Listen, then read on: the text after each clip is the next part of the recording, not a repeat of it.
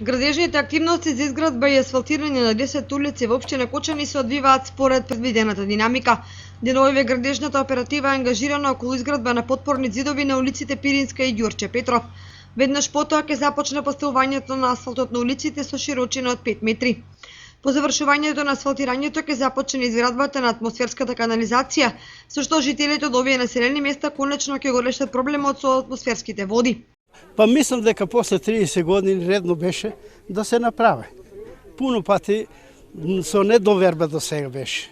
Стварно градоначалникот на еден начин кој беате изборите обеќа, задржа се на тоа. А пред неколку години исто па така беше. Машините искочија, ставија белези. После на ден-два тргнаа ги више 30 години сме тука. Со проектот е опфатена и улицата Јанка Стоименова, која се наоѓа на влезот од Оризари. Финансиските средства за реализација на овој проект општината ги доби со кредит од Светската банка, а планирано асфалтирање во должина од вкупно 3800 метри и поставување на атмосферска канализација од 3500 метри.